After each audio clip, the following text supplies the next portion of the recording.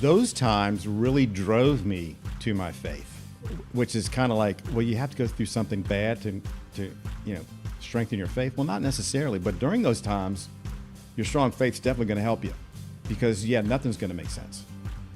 And the world is telling you one thing when maybe that's not right. So I know now you just have to take a deep breath and just go on faith. I look back at all the times that I've had to change, and at the time I just thought the world was ending. In some cases my identity had been totally challenged and questioned, and somehow I made it through because I didn't give up. I kept plowing ahead, and things just happened to work out. But that's easier said than done now, looking back. But when you're in the eye of the storm, it's kind of like, man, what's going on here? But that's where faith can help. Hey everyone, this episode is sponsored by my company, Valor Cybersecurity, where we help defense contractors navigate the uncharted waters of cybersecurity compliance. As a cyber attack victim myself, I know the impact that this plays in people's lives, and at Valor, we solve that each and every day. If you're a defense contractor feeling frustrated and confused when it comes to cybersecurity compliance, visit valor-cybersecurity.com, take our free assessment, and get started on your journey to clarity in cybersecurity. Hello, everybody. I'm Greg Tomczyk. Welcome to the Connected Mindset Podcast, where each week we bring you the stories to better connect with the world around you. Let's dive into this week's podcast. Shep Jordan, Yes, sir. when did you realize you needed to align your life with something bigger than yourself? Well, that's a great question, and you would think that it would happen sooner than later in life, but it was in 2004. And I had found my niche in the world. I had become a teacher and a coach, which was my calling. I tried other things first, none of which really worked out. And I was doing pretty good in that field, but I couldn't shake this sense that something was missing. Okay, I was approaching middle age, and my wife and I went on a trip in one June, and we had to go through Charlotte to get to our final destination. So we had about an hour layover, and I thought, we're going to a beach area. I'm going to find a good book to read. So we just relax. The kids were with folks. One kid was at summer camp.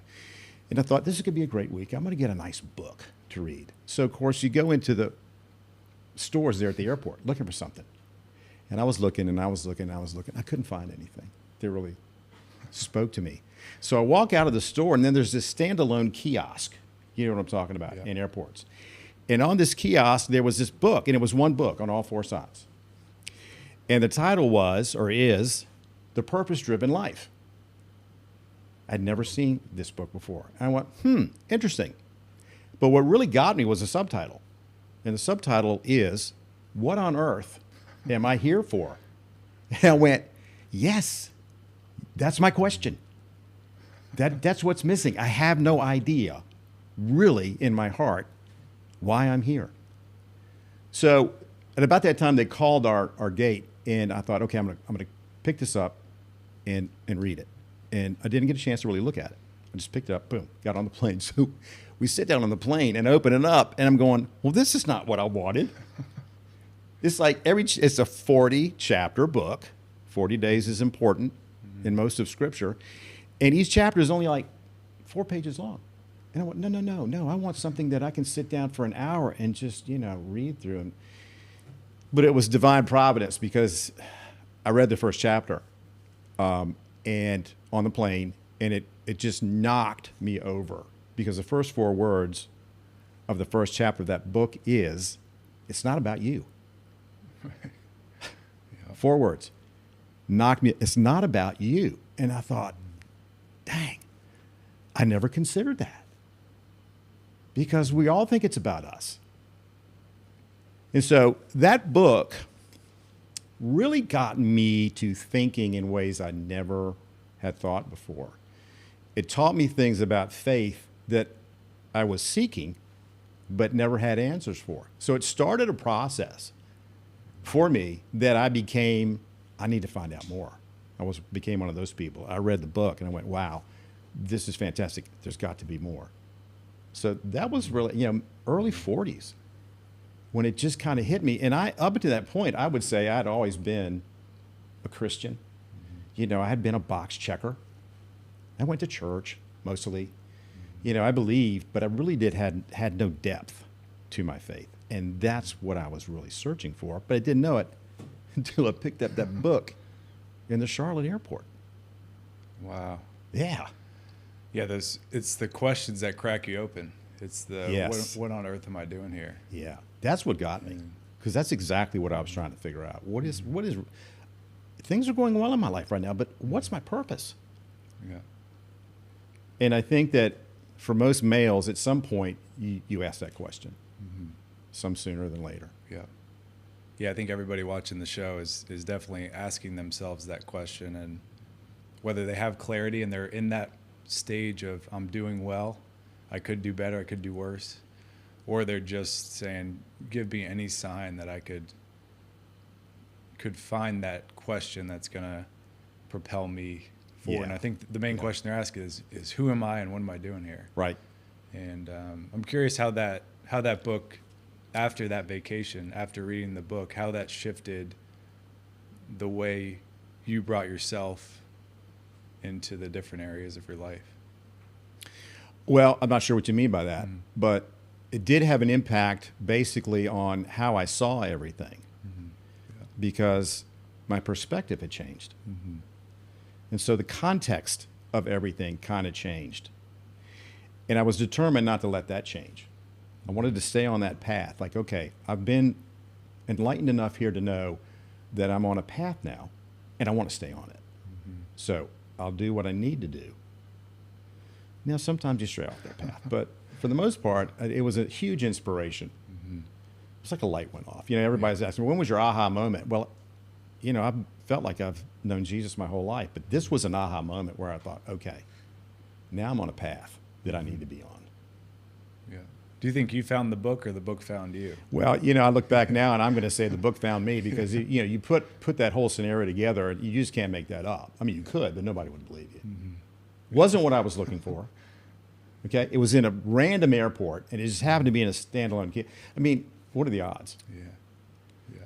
So, and I think that's very cool because you just never know. And like I said, I was in a pretty good place in life at that point. So you just never know.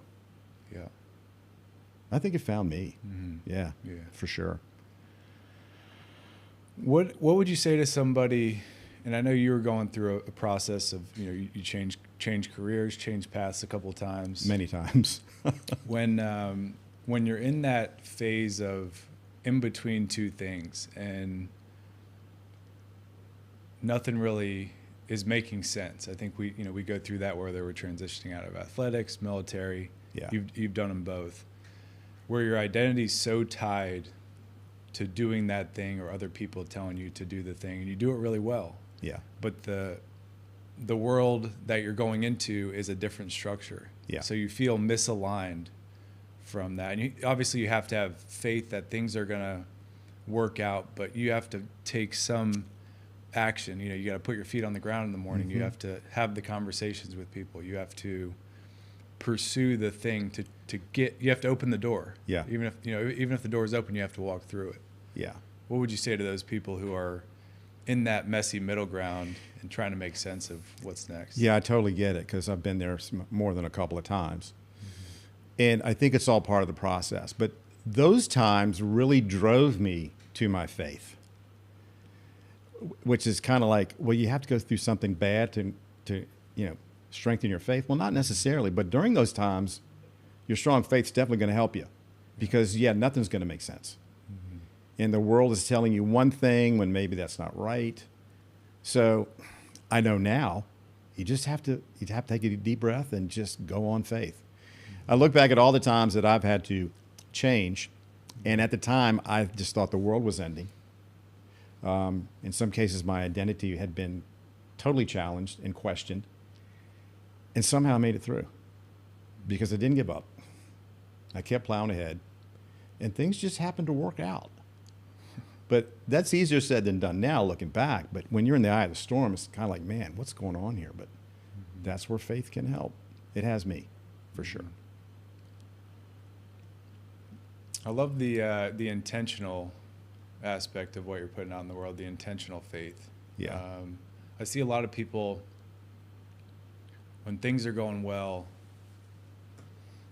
they believe everything is good and right. But when things are going wrong, it's the complete opposite. Yeah. And they're faithful and they're true to their faith, and the way that they express that faith in their own world and in the outside world when things are going wrong, if that makes sense, where they have faith when things are going wrong, but when things are going right, you know, their faith is pushed to the side. Yeah. Because they don't need it. Because it's and it goes back to your initial point of we're all kind of in our own world, and when it's all about us, they go that's where that faith, that tug happens, where it's I only need to practice this when things are going wrong, not when things are going right. And I was certainly one of those people early in my life. Yeah, you know, when I had my aha moment in Charlotte and I realized that I needed to be on a different path, and then when I, you know, pretty much retired from the real world, I go, you know, I got to help people, especially males, tune into this intentionality. You can't do anything well in life unless you're intentional about it. And my little thing's called the Intentional Faith Initiative, because you have to have initiative first to be intentional. And what I'm trying to help folks see, younger guys, is like, look, you can navigate life a heck of a lot better if you pursue a strong faith. Does that mean everything's going to be hunky-dory all the time? Absolutely not. But it's going to help you better through those times when you think you can handle it by yourself, but you can't. Yeah. But you have to be intentional. There are things you can do. That's what I'm trying to help guys see. Because, you know, guys we're proud people. We want to be able to say, we can do this. We don't need help. Well, you do. We do need help. Yeah. Especially those times when things just ain't working out. So, you know, that's my goal now.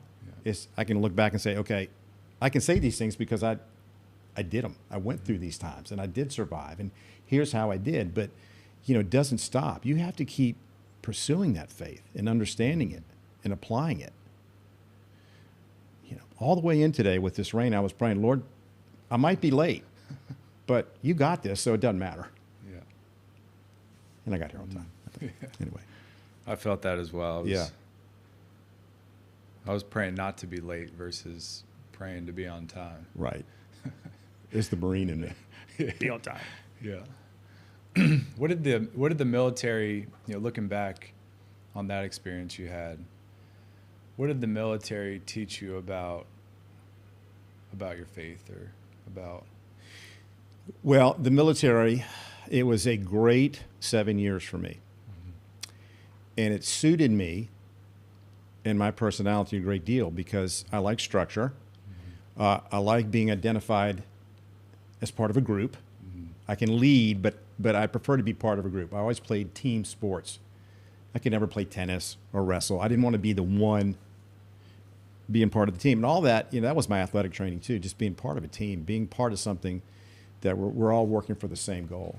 I really like that. But it's also a very difficult and sometimes lonely life.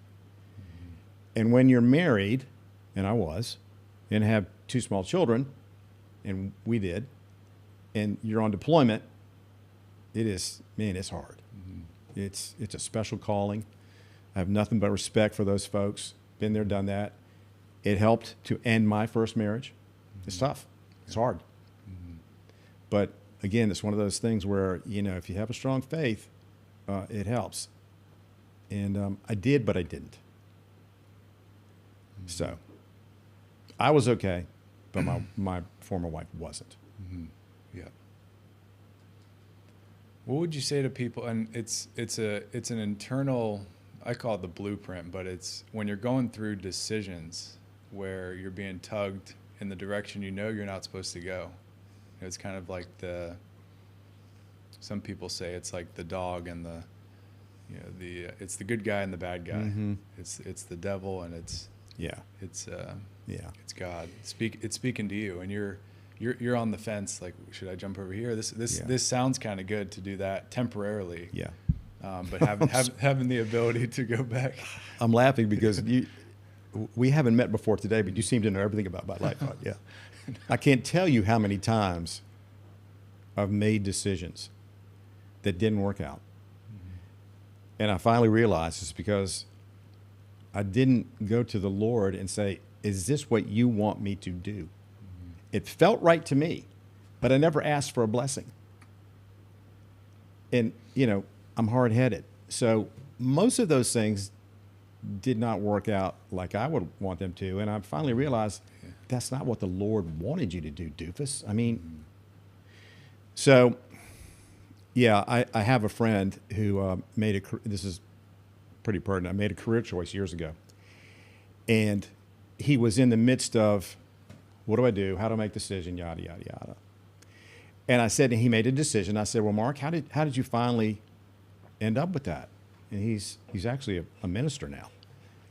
He said it was really this. He goes, we didn't pray for God to show us the open doors, which is what you would think most people would ask for. He said, we prayed for God to shut the doors that weren't meant for us so that we would know where that open door is.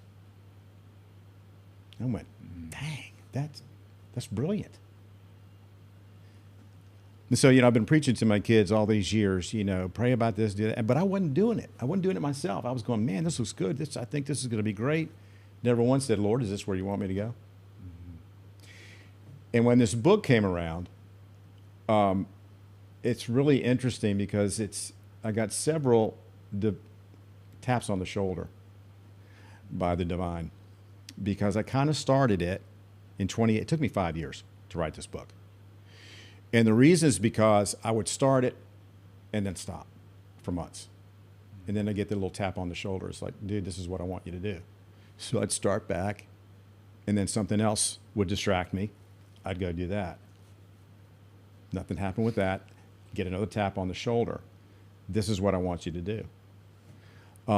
We all have imposter syndrome. So especially if you're a writer, you know what I'm talking about. You write stuff, you go, nobody cares what I have to say.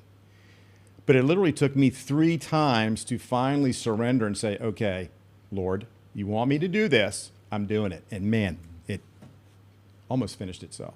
Yeah. So sometimes you have to listen. Just get out of your own way and pray for, that strong voice to lead you. Mm-hmm. And for guys, sometimes that's a hard thing. Yeah, it is. Yeah, I grew up Roman Catholic, and it was, for me as a young kid, I was always asking questions. I was the Curious George type, where I was asking the questions, which got me in trouble, but also answered a lot of things and helped with clarity, because I would ask the question that either wasn't supposed to ask or that the other people weren't asking, and that helped. Right. That helped me get clarity when I was younger and as I went through transition. And one of the things I found in the practice of Catholicism was that self-discovery. There wasn't a lot of conversations happening with other people. Right. It was very structured. You get up, you sit, you kneel, you sit, you stand up. It's this very regimented way of going about the practice. And I would look around as a kid and I'd say, why don't people seem happy to see each other? Because what it was is, if they didn't know it, they were self-discovering. They were having the conversation within themselves, not necessarily with others. Where you go into some other, sects of religion or practices or churches or, Baptists and different things, and there's much more collaboration and community, and people are like excited to see other people. Mm-hmm. There, you're yelling, you're singing, you're hugging each other. Right. And what it taught me is that they seem to value the self-discovery, and like they push the other things aside. Yeah. So it helped me to early on know that I needed to know how to have a conversation with myself and listen. Yeah. So like that listening skill really transferred. Yeah. And I think that's one of my biggest superpowers, whether it's with my family or in business or on this show, is that I've been able to hone in on is my innate passion for listening. And when we listen and we stop, and I think we're even though we're listening, we're having these conversations in our head, and sometimes the conversation in our head is so loud that we can't hear anything going on around us. So I think going to your point, I think the conversation you were having, the questions you're asking on, and what you're saying is, close the doors that are not meant for me, but so I can see the ones that are open. And I think a lot of people listening are, that you're chasing every open door. Yeah. Because you don't have a way to say close the ones, or know what a door that should be closed looks like. Yeah, and that's from experience. I did that so many times. Oh, there's the open door. I'm going to go. Not. So we don't. Guys are not really good listeners because we're so busy trying to achieve, and that. I prayed a lot as a younger man, but I never stopped to listen. It was just charge. Lord, I'd like to do this, so I'm going to do it. Here we go. It was like, no, you're not. I'm a better listener now. Yeah. There's a quote in your book on it's easier to help a younger kid than fix a broken man. Yeah. You can clarify that quote, but Frederick Douglass. I want to talk a little bit about that because as a parent myself, I really. And going back to your book, when people would come to me when I was an athlete, they'd be like legacy, and I would look up to the people that were talking about legacy, that Michael Jordan and just different athletes that made millions of dollars, and even though they were making the money, and the people that were on the way up, they were chasing the money, and they thought that was legacy. Sure. I had a mentor early on that said, the money will stay around for a generation, but the lessons, the mindsets, the way what you leave behind in the world, that is legacy that lives on for generations and generations. So I always thought, even if I become, the best Major League Baseball player ever and make all the money, so what? If I'm shallow in the way that I think and the way that I express the things I've learned, like what is that legacy at the end of the day? So I'm curious kind of what legacy means to you and why you decided to put that in your book. Well, that's a great question for a whole nother podcast maybe. But the short answer to that is, that quote from Frederick Douglass, that's in the chapter on me, which kind of set the stage. And I think it's so important. This is one of the drivers of me doing this, to help young boys and men learn how to be men before they get to be adults. Because by the time they're adults, it's too late. So if you haven't set the right foundation early, you're going to have broken men. Yeah. So even Frederick Douglass back in the 1860s knew it's better to teach the young guys now than to have broken men later. And I'm at the age now that my dad would say when he was the same age, I'm on the back nine of life. And since I'm on the back nine of life, I can tell you your perspective changes a lot. It's just a natural thing, I think, and it's not a bad thing. But you do start to wonder, how will I be remembered? Did my life matter at all? I think it's a natural thing. And I thought, well, that really is about legacy. And so I dove into that for a while, doing research and stuff. And, it's really about, and I think I say this in another part of the book, legacy is not about what you leave people, it's what you leave in people. So my 5 men and my dad, which would make 6, they all, their legacy still lives. They're all gone. Some for 40 years, like Mike Kevel. But their legacy lives on. And why is that? And it's because they left something in people, not for people, in people. And what they left is gold. I mean, it just lasts long past the time you're gone. And I thought, well, that's what we all are searching for, aren't we? Yeah. Well, we should be. We should be looking to make an impact that lasts long after we're gone. And that is, to me, what legacy is all about, which is why I think it starts young. What did that feel like for you from one of your mentors? You could pick any of them. Just what they what they left in you and what that experience of you ingesting Yeah. what they were putting out in the world, whether they intentionally did it or unintentionally did it. I think it was just who they were. I don't think it was intentional necessarily. It was just the people they were. And each one offered something different, which is what's kind of unique about this. But all helped in some way. Like Mike Kevill, the lifeguard, he showed me how easy it is to make somebody feel worthy. And as a boy, you're constantly wondering, do I measure up? Yeah. Do I have what it takes? And he, just by giving me attention and being curious about me and who I was at 9 years old, he showed me I had worth. And it was so easy. It only takes a second to make an impact that lasts a lifetime. Camp counselor Dave Bedker, he took, I was, a budding baseball kid, not much athletic ability at that time, and I could not throw for anything. Okay, couldn't hit and I was a shortstop. So he taught me, he took his free time to teach me the mechanics, and we worked at it and worked at it and worked at it. He took his free time. He invested in me. As men, we need to do that. We need to invest, not in ourselves necessarily, in the younger people. Jet Kalana was a teacher of mine and a coach, and he was a fierce warrior, but also a very compassionate man. And he showed me that you can have both. You have to have that balance. You have to know when it's time to be tough and to be a man, and when it's time to have compassion. And he did that with me when I needed it. See, all these guys gave me things that I desperately needed at that time, that I wasn't getting from my dad, who was a great man, and we can talk about that in a second. Then there was Dave Trickler, who was a coach and teacher of mine, and he taught me that anything is achievable, regardless of the foe.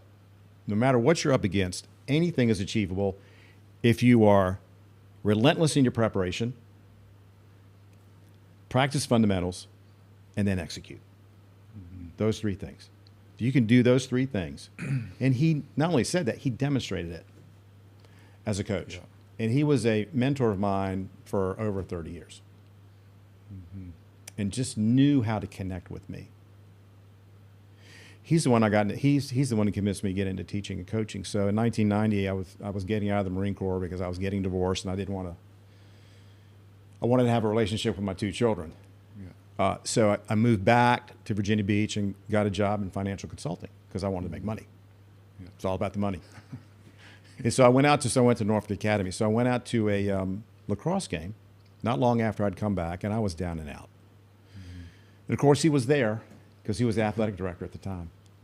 And he saw me, coming to the field because he was there for the game also. Hey, Shep Jordan, good to see you. I heard you were back in town.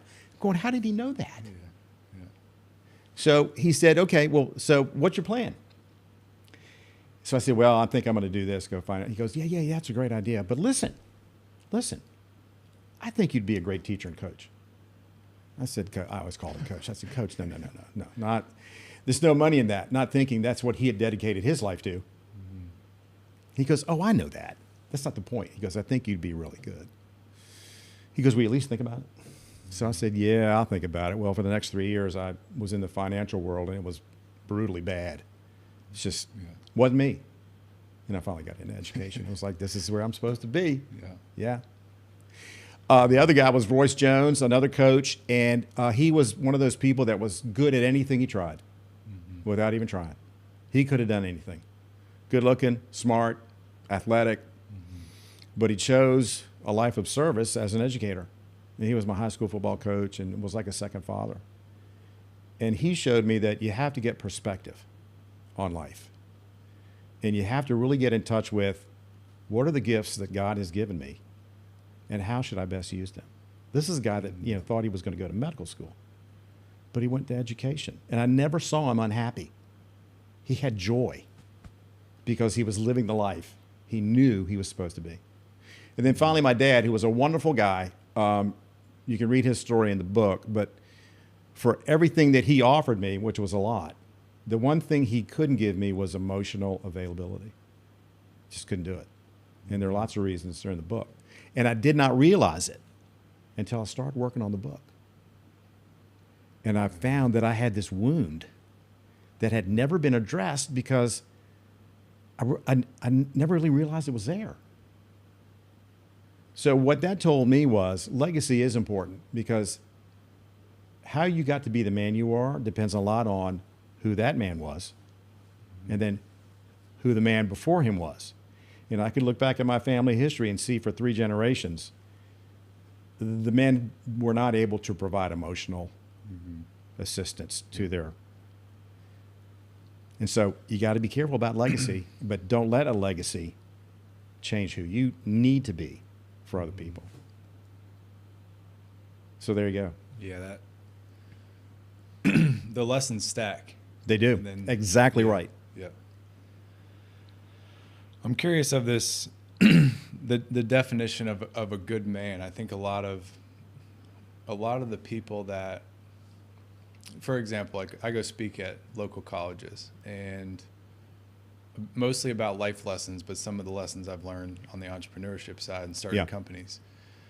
And the people come up to me after and they say, you know, I want to be an entrepreneur too, or I want to do exactly what you do. And I always say, pump the brakes. You don't want to be exactly, you want to be exactly what you're meant to be, Correct. not who I am, because it sounds good of how I frame it. Yeah. And I think sometimes we get lost in that trap. You do. And it sounds like when you, was it Joyce? Royce Jones? Royce Jones. Yeah, Royce Yes. Jones. Yeah. Yeah. It sounded like different mentors in your path kind of showed you a light, but you were kind of like, no, that's not what I want. I need to go do financial consulting. I was listening to the world is what I was doing, not them. Yeah. I wasn't depending on, the big guy above. I was too busy chasing what the world says success is. It just wasn't meant to be for me. It's not who I'm meant to be. And I think there's a lot of conversation happening, I think, in the world of, what's a good man, what's a bad man. And I think the balance of somebody who is just a quality person that's sharing lessons, but also has the compassion, right? It's that balance. That's the balance. Yeah. That's the balance that I think a lot of people find it hard to strike that balance, because compassion means you're weak for some people. And right. Then, being the strong, good man that, makes a bunch of money, that's chasing the thing, but, kind of deprecates some of the other things, the emotional capacity, things of that nature. And I think authentically people want to be both. Right. I know for myself, I know other, people that are my age or, older, younger, they want to have the balance of, being the hard earner, the stern person that can, hold the line, have a standard, but also have the compassion for the world around them, because that's what really brings people in. Obviously the strength is something that's admirable. Yeah. But the compassion piece is what makes people go, wow, that did something for me. Yeah. Well, I mean, I use the words specifically, good man, knowing that definition means different things to different people. But for me, it goes back to biblical good man, unquestioned character and integrity, humility, compassion, things like that if you have those things, you're a good man. And accountability. Nobody's accountable anymore. Yeah. You got to be willing to be accountable. Take responsibility. Be accountable. To me, that's what I learned growing up. A good man was. Yeah. And when I started to see that wasn't the case anymore, that's what kind of led me to think, okay, well, how did I learn those things? And then these guys started to come back to my mind. Well, I learned this from him, and I learned this from him, and so. What a good man is it's up to you, but I think it's simpler than we make it. Yeah. It's pretty simple. Yeah. You said unquestionable character. Unquestionable. And integrity, yeah. Yeah, integrity, yeah. My word is my bond. Does that happen anymore? Rarely. Well, typically I think at least from what I experience, what I see is it's to get something out of somebody else. Yep. So how are you truly true to your word if you have a under the rug motive. Yeah. Right? It's, Well, I'm going to tell you you're great because I think you can get me my next business deal or Yeah. my next job. Yeah. And when you, that's not integrity to me. It's not. And I go back to, I mean, God has an intention for every one of us. So if that intention is not being met, then you need to raise that awareness. Like, no, I can't do it. This is not what you need to be doing. I don't see you being in this role. Maybe this. I think we're trying to force things. Yeah. That's been my experience. Yeah. Same. What questions would you say somebody should ask themselves or question? Maybe it's, what on earth am I doing here? But when they're going through the identity shift and they're trying to find the answer to that question, obviously it's seek the answer, but what other questions could they be asking themselves to help them understand why they were put here? Because I'm a firm believer that we were all put here for something. Exactly. Well, I used to think, and this has changed just recently, because I'm always pursuing more knowledge. I used to think, was just find your passion. Well, your passion could be misguided. The real question you need to ask yourself is, what gifts and abilities has God given me? What am I really good at? Maybe better than other folks. That's what you should be pursuing, because you have that gift. Okay? You didn't go get it at the store. It was given to you at birth. You have this gift. Okay, you had a gift for baseball. That had a season. And such is life. I had a gift for education, and I was really good at it and was able to use it for a season. But now I'm in a different season. I'm still an educator, but it's just a different format and platform. So find what you're good at. And I think most people, when they go, gosh, I'm good at that, then that passion follows. But you see all these gurus saying, oh, find your passion. Well, my passion was making a lot of money in the financial services industry. Didn't work because I wasn't good at it in the way they needed me to be good at it. So I think it really is sit down, have an honest conversation with yourself. This is what Royce Jones showed me. He showed me, guys can use their gifts. And when they do, there's just joy at the center. There was joy at the center of his life. I never saw the man unhappy. Yeah. I want that. Yeah. And that's how I know I have purpose. My purpose is being met. I'm using the gifts I've been given. Rock and roll. Shep, how can folks connect with you? I know you have your YouTube channel. I do. Thank you. I have a website, shepjordan.com. And everything right now is in a state of reexamination. It just happens. Nothing stays the same. I tell my children, nothing lasts forever. So just hang in there. So I'm kind of redoing a couple of things. I stopped doing my Monday morning moments for a while. It's a lot of work, as you guys know, putting things together, and it's just me. But I'm getting a sense, because I'm listening, that in 2026 I need to get, and this is helping, this podcast, so thank you. I need to be more visible. I have a strong message. I'm certainly not the only one. There's a lot out there. But I need to be getting out there with my message. Yeah. And so I'm kind of redoing my website and going to be redoing some of my videos. Yeah. Because that's what I'm called to do. Yeah. Continual process. It is. Step into your legacy, the journey to become the man you've been called to be. If you guys want to get a copy of this book, definitely subscribe to the channel. If you comment below, we will enter you to win a signed copy. Yes, sir. By Shep. Yep. Shep Jordan, thanks so much for joining us. Greg, thank you, sir. I appreciate it. Hey, thank you so much for listening. If you're feeling more connected from this episode, please like, subscribe, and share with someone that you care about. And I'll see you on the next episode of the Connected Mindset Podcast.